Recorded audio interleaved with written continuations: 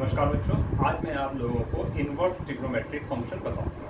प्रतिलोम त्रिकोणमितीय फलन से पहले जो कुछ बातें जो आपने फलन वाले अध्याय में पढ़ी हैं उसका रिवाइज करा दूं या उसको बता दूं कि किस फलन का किस टाइप के फंक्शन का इनवर्स पॉसिबल होता है। ये आप जानते हैं, आप पढ़ चुके हैं पहले भी। इसमें जो बाइजेक्टिव फंक्शन होता है केवल उसी का इनवर्स पॉसिबल होता है। इसमें देखिए the function g such that b to a is called the inverse of function f such that a to b and is denoted by f inverse। fx is equal to y अगर है तो f inverse y क्या होगा x। आप जैसे अगर कोई function है f such that a to b, ये f हो गया और इसका इनवर्स हो जाएगा f इनवर्स। अगर ये सेट A F का डोमेन है और ये कोडोमेन है, ये डोमेन और ये कोडोमेन, या अगर इसके रेंज अगर हम सपोज कर ले, रेंज की बात करते हैं, तो इसमें इनवर्स जब हम निकालेंगे तो उल्टा हो जाएगा। ये डोमेन का काम करेगा और ये रेंज का काम करेगा।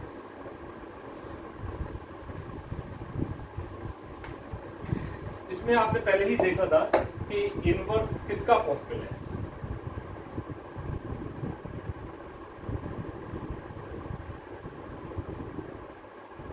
ये एक फंक्शन है, ये 1 into फंक्शन है। अगर हम इसका इनवर्स करते हैं, उल्टा करते हैं, अभी तो ये a to b है और इसका उल्टा कर देंगे तो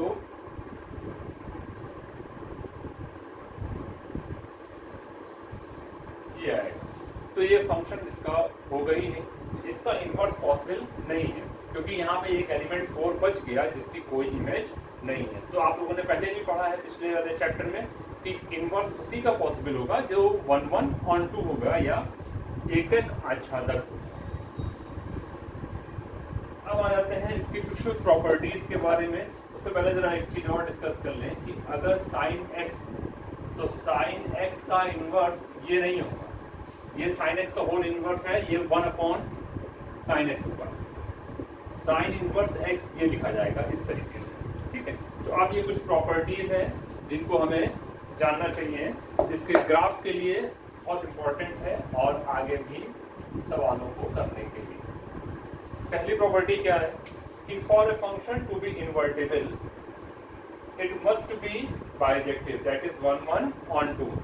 कोई फलन का इनवर्स प्रतिलोम तभी होगा जब वह एक आच्छादक फलन होगा। The graph of f and f inverse are the mirror image of each other in the line y is equal to x। Rekha y is equal to x के सापेक्ष दोनों mirror image होंगे। कौन दोनों के ग्राफ? f और f inverse के graph. The image of point x1 y1, अगर कोई पॉइंट x1 y1 है तो line y is equal to x के सापेक्ष उसकी इमेज क्या बनेगी? y1 x1। If fx has vertical asymptote, अगर वर्टिकल एसिम्प्टोट, एसिम्प्टोट जानते हैं आप क्या होता है? Asymptote curve that touches eight infinite. देखिए जैसे कि आपने ये देखा है, ये मान लीजिए ये कोई एक ग्राफ है जिसमें कि ये रेखा π/2 लाइन के पैरेलल चली जाती है, इसको इनफाइनाइट पे टच करती है, अनंत पे टच करेगा π/2 को, तो ये लाइन या ये वक्र क्या कहलाएगा? Asymptote. Then f inverse x has horizontal, तो f इनवर्स x क्या होगा? वो हॉरिजॉन्टल होगा। अब इसका एक मैं ग्राफ आपको बना के दिखाता हूँ, फिर आगे उसकी चर्चा करेंगे। ग्राफ देखिए साइन x का,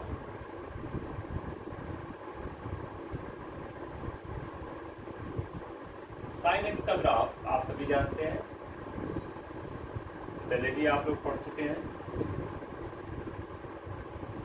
इस तरीके से इसका ग्राफ बनेगा। इसका ग्राफ जब बनाते हैं तो ये जो पॉइंट है π/2 और -π/2,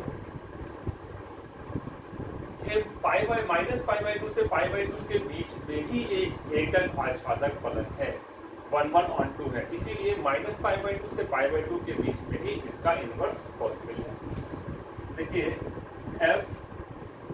fx इज इक्वल टू, अगर sin x है तो इसका डोमेन क्या होगा, इसका डोमेन होगा R, सभी रियल नंबर, लेकिन इसका रेंज क्या होगा, रेंज -1 to 1। आप जानते हैं कि साइन की वैल्यू π/2 पे कितनी होती है, 1, और -π/2 पे वैल्यू कितनी होती है, -1। तो साइन का जो ग्राफ हमने बनाया उसमें आप कोई भी वैल्यू ले लीजिए, अधिकतम मान 1 और न्यूनतम मान -1 आएगा, मैक्सिमम 1 और मिनिमम -1, इसी के बीच में वैल्यू होगी।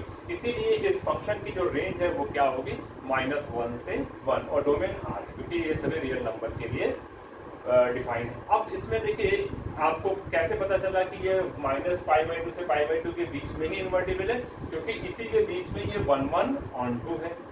अब इस पे एक और तरीका है 1/2 जानने के लिए। अगर हम यहाँ पे एक सरल रेखा खींचें, एक हॉरिजॉन्टल लाइन, दो टेस्ट हैं, एक वर्टिकल लाइन टेस्ट और एक horizontal line test. Vertical line test से ये पता चलता है कि दिया गया फलन क्या है, फलन है अथवा नहीं है। जैसे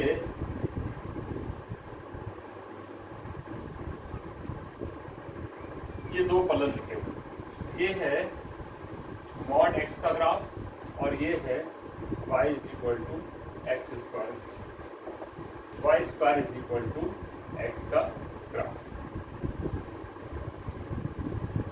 तो इसमें देखिए एक सिंगल वर्टिकल लाइन टेस्ट अगर हम करें, एक लाइन कहीं से भी खींचें और वो एक पॉइंट पे कट करेगी तो क्या होगा, फलन होगा। इसमें भी देखिए ये दो पॉइंट पे कट कर रहे हैं तो ये फलन नहीं है और ये फलन है। लेकिन अगर हम वर्टिकल लाइन की बजाय हॉरिजॉन्टल लाइन खींचें और वो हॉरिजॉन्टल लाइन ग्राफ को दो पॉइंट पे कट करे तो इसका मतलब वो ग्राफ 1/1 नहीं है, मैनी 1 है।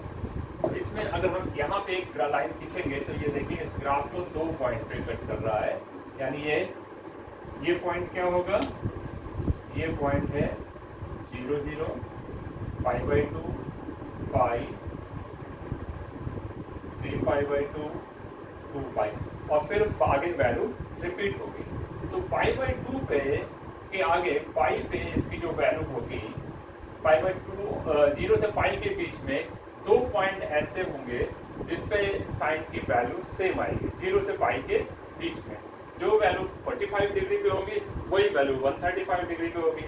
अतः ये कैसा हो जाएगा, ये तो मैनिमम हो जाएगा।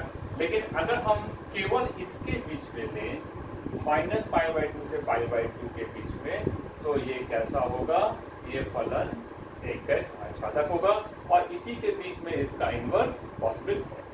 अगर हम पूरा एज ए होल फलन ले लेंगे तो फिर वो एक आच्छादक नहीं होगा। लेकिन अगर हम इसको टुकड़े में बांट लें, जैसे अभी हम इसको नेक्स्ट जो है यहाँ से ले लें, 3π/2 से 5π/2 ले लें, तो इसके बीच में भी ये फलन एक आच्छादक होगा। तो अभी हम फिलहाल केवल इतने ही में बात कर रहे हैं।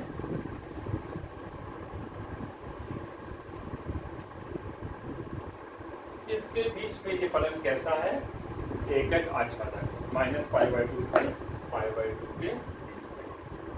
अब आपको ये ग्राफ किसका बनाया हमने, sin x का। अगर हम साइन इनवर्स का ग्राफ की बात करेंगे तो साइन इनवर्स x के लिए पहले तो देखिए आप इसका डोमेन क्या हो जाएगा, अब इसका डोमेन पलट जाएगा। जो रेंज था वो डोमेन हो जाएगा -1 to 1, और रेंज क्या हो गई इसकी, रेंज हो जाएगी -π/2 से π/2। ठीक, अब ये देखिए कैसे इसको हम निकालें, थोड़ा सा और इसको क्लियर करते हैं आपको ग्राफ से। देखिए साइन एक्स का अगर हमने ग्राफ बनाया तो ये ग्राफ कुछ इस तरीके से था।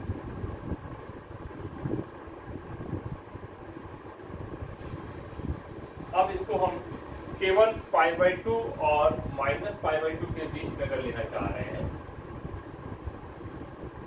तो ये आएगा, ये है -π/2 पॉइंट और ये है π/2। अब ग्राफ बनाना है आपको साइन इनवर्स का। ये ग्राफ है साइन एक्स का।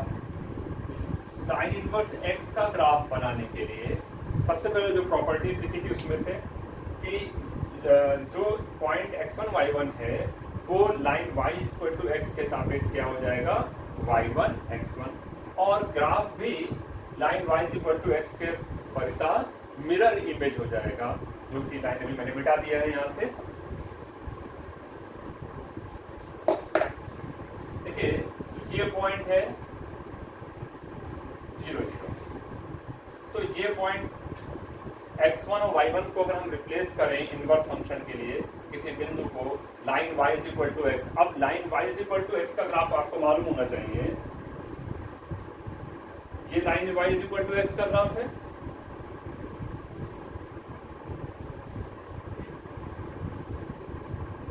ये line y equal to x का ग्राफ। तो 0 0 को अगर हम बदलेंगे तो वो क्या होगा 0 0 ही होगा। ग्राफ में ये पॉइंट π/2 था और ये पॉइंट क्या था 1 था, अतः ये जो पॉइंट है इस पॉइंट का निर्देशांक क्या होगा π/2, 1, क्योंकि ये x है और ये y, तो x, y।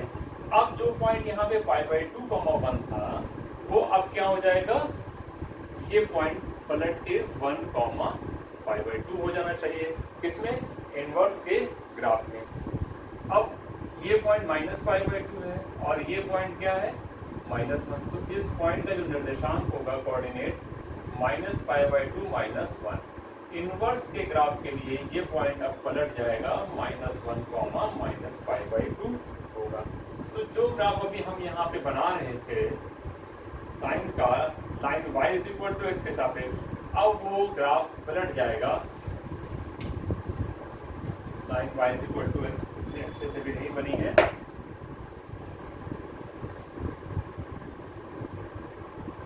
देखिए ये आपने यहाँ से लिया था,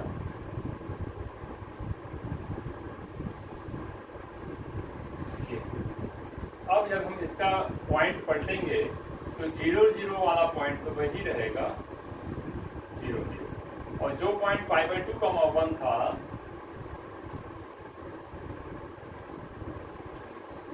ये लाइन है y इक्वल टू x। अब वो पॉइंट क्या हो जाएगा, वो पॉइंट पलट के इस तरफ आ जाएगा 1, π/2। जैसे अगर ये पॉइंट 1 है और ये पॉइंट -1 है, अब जो ग्राफ पहले इस तरीके से था अब आपका ग्राफ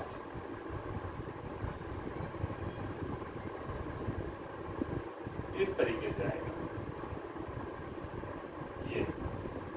ये ग्राफ किसका है, ये ग्राफ है साइन इनवर्स x का। और इस ग्राफ को बनाने का तरीका क्या है वो मैंने आपको बताया कि ग्राफ जो है line y equal to x के परिता सम्मित हो जाएगा ये ग्राफ, और साइन x का ग्राफ और साइन इनवर्स x का ग्राफ। अब इसका जब हम ग्राफ बनाएंगे इसका ग्राफ कुछ इस तरफ से आएगा, इस तरीके से आ रहे हैं। तो यहाँ पे दोनों चूंकि मिक्स हो जा रहे हैं इसलिए मैंने आपको अलग बनाकर दिखा दिया है। ये साइन इनवर्स x का ग्राफ है। इस ग्राफ में अगर हम पॉइंट बनाएंगे तो ये पॉइंट क्या हो जाएगा, ये पॉइंट अब 1, π/2 हो जाएगा, और ये पॉइंट क्या होगा, ये पॉइंट -1, -π/2 हो जाएगा, और ये पॉइंट हो जाएगा 1, π/2। यानी अगर हमने साइन x के ग्राफ में π/2 रखा था तो वैल्यू 1 आ रही थी, -π/2 रखा था तो -1 आ रही थी। अब अगर हम साइन इनवर्स x के ग्राफ में वैल्यू लेंगे 1 तो y या साइन इनवर्स 1 की वैल्यू क्या आएगी π/2, साइन इनवर्स 1 की वैल्यू क्या आ रही है π/2, और इसी प्रकार साइन इनवर्स -1 की वैल्यू क्या आएगी -π/2। तो अब ये इसका डोमेन और रेंज पलट जाएगा। अब डोमेन हो जाएगा इसका -1 से 1 और रेंज हो जाएगा -π/2 से π/2। ये देखिए इसके बीच में ये ग्राफ बनाया है, ये इस अंतराल के बीच में 1, 1 और 2 है, एक अचानक है, इसीलिए इसका इनवर्स पॉसिबल है, इसीलिए साइन इनवर्स x का ग्राफ हमने केवल -π/2 और π/2 की वैल्यू इसके बीच में बनाया है और ये sin x का ग्राफ है। अब इसका यूज कैसे करेंगे सवालों में, तो वो देखिए जरा, इसका यूज हम लोग करेंगे अब सवालों में। तो जैसे अभी हम लोगों ने साइन इनवर्स और साइन का ग्राफ देखा, वैसे ही हम लोग कॉस इनवर्स का, टैन इनवर्स का, कॉट इनवर्स, सेक इनवर्स के ग्राफ को पढ़ सकते हैं। यहाँ पे कुछ फॉर्मूले की एक हमने टेबल बना रखी है। इसके अलावा मैंने आपको पीडीएफ पहले ही शेयर किया हुआ है, उस पीडीएफ में देखिएगा सारा टेबल बना हुआ है। तो साइन इनवर्स का जो डोमेन होगा वो -1 से 1 और रेंज -π/2 से π/2 अभी हम लोगों ने ग्राफ में देखा। इसी प्रकार कॉस इनवर्स का डोमेन हो जाएगा -1 to 1 और रेंज 0 to π। टैन इनवर्स का डोमेन r और रेंज होगा -π/2 से π/2 ओपन एंटर। अब बात करेंगे प्रिंसिपल वैल्यू की। तो जो रेंज है वही इन साइन कॉस टैन के लिए ये इसकी प्रिंसिपल वैल्यू भी वही रहेगा। मुख्य मान अगर हम निकालें sine inverse, cos inverse, tan inverse के लिए तो यही होगा। इसके मुख्य मान से रिलेटेड सवाल आपको बोर्ड की परीक्षा में मिलेंगे। अब इसके प्रॉपर्टीज देखिए, मेनली हमने भी यहाँ पे साइन कॉस टैन के बारे में लिखा, तो उसी से रिलेटेड प्रॉपर्टी भी लिखी है और इस पर सवाल मैं भी कराऊंगा। साइन इनवर्स साइन थीटा अगर है तो ये थीटा फॉर्मूला होगा, if theta belongs to -π/2 to π/2। Cos inverse cos theta ये भी थीटा होगा, if theta belongs to 0 to π। इसी प्रकार टैन इनवर्स टैन थीटा भी थीटा होगा, if theta belongs to -π/2 to π/2। इस पे सवाल देखिए कैसे आते हैं। जैसे अगर एक सवाल है साइन इनवर्स साइन π/2, तो देखिए इसका मान कितना आएगा, साइन इनवर्स साइन π/2। तो चूंकि π/2 है वो इस अंतराल में आ रहा है थीटा, जो और कोई मान लेते हैं π/2 इसका अपर एंड है, तो इसकी वैल्यू क्या हो जाएगी π/2। साइन इनवर्स साइन π/6 अगर है तो π/6 भी इसी इंटरवल में आ रहा है, तो ये फॉर्मूला एप्लीकेबल है। तो इसकी वैल्यू कितनी होगी π/6। और अगर साइन इनवर्स साइन 3π/6 लें तब फिर क्या होगा, 3π/6 और π/2 में आप देखिए तो बल्कि इसमें एक और हम इसका एग्जांपल से आपको पहले एक और उदाहरण समझा रहे हैं, तब हम इसको आगे आपको बताते हैं।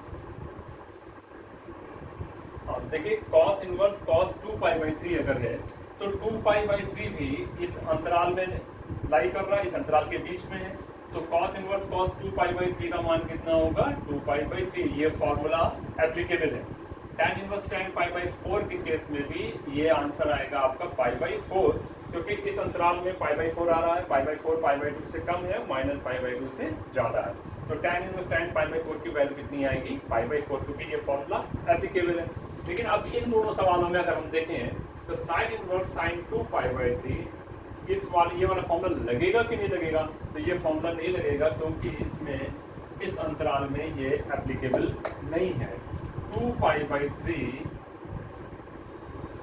और π/2 से देखिए तो ये 2π/3 बड़ा है।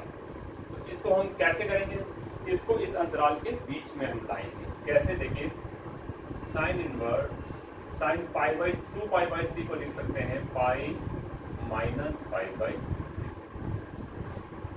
साइन π माइनस π/, इसको सॉल्व करेंगे तो 2π/3 आएगा। और साइन π माइनस थीटा होता है साइन थीटा, और ये साइन इनवर्स पहले से लगा हुआ है, साइन π माइनस थीटा हो गया साइन थीटा। अब साइन इनवर्स साइन π/3 इस अंतराल में π/3 आ रहा है, तो इसका मान कितना होगा π/। इसी प्रकार से इस सवाल में भी देखिए 7π/6 इस 0 से π के बीच में नहीं आ रहा है, इसलिए ये फॉर्मूला एप्लीकेबल नहीं होगा। इसलिए इसको क्या लिखेंगे, कॉस इनवर्स कॉस 2π माइनस π/6। देखिए आ रहा है कि नहीं, 2π माइनस π/6, तो ये हो जाएगा 12π माइनस 5 होना चाहिए था, तो यहाँ पे करना पड़ेगा 5π। 2π माइनस 5π/6 अगर हम लिखेंगे तो ये आएगा सॉल्व होकर 7π/6। Cos inverse cos 2π minus theta, 2π minus theta ये यहाँ आएगा। फोर्थ क्वाड्रेंट में कॉस पॉजिटिव होता है, सप्लीमेंट्री लाइन के लॉन्ग है, कॉस कॉस ही रहेगा, कॉस 5π/6 आएगा। अब 5π/6 का जो मान है वो पाई से कम है, यानी इस अंतराल में आ रहा है, इसलिए ये फॉर्मूला एप्लीकेबल होगा और ये कॉस इनवर्स कॉस थीटा क्या बन जाएगा, थीटा इसको यानी कॉस इनवर्स कॉस 5π/6 क्या हो जाएगा, 5π/6। तो इस तरीके के सवाल आपको मिलेंगे। अब हम लोग देखते हैं प्रिंसिपल वैल्यू से रिलेटेड सवाल। अब देखते हैं प्रिंसिपल वैल्यू से रिलेटेड कुछ सवाल। प्रिंसिपल वैल्यू से रिलेटेड पहला सवाल है साइन इनवर्स हाफ। ये इन पांचों के आपको प्रिंसिपल वैल्यूज निकालने हैं, मुख्य मान। तो आपने साइन के लिए देखा था प्रिंसिपल वैल्यू हम लोग किस वैल्यू के बीच में निकालेंगे, -π/2 से π/2 के बीच में साइन इनवर्स के लिए, और कॉस के लिए किस वैल्यू के बीच में निकालेंगे, 0 to π। अभी हम लोगों ने पूरा चार्ट एक देखा था। तो साइन इनवर्स हाफ, साइन की वैल्यू हाफ कब होती है, π/6 पे। तो ये सीधे सीधे आप इस पे π/6 लिख सकते हैं, क्योंकि π/6 पे ये वैल्यू आए। माइनस वैल्यू है साइन की, तो अब आप साइन की वैल्यू अगर आप बढ़ाना चाहें आगे की तरफ, तो साइन यहाँ पॉजिटिव, फर्स्ट और सेकंड क्वाड्रेंट में पॉजिटिव होता है, थर्ड और फोर्थ में निगेटिव होता है। तो वैल्यू आप आगे ले आकर के बढ़ा सकते हैं, यानी कॉस साइन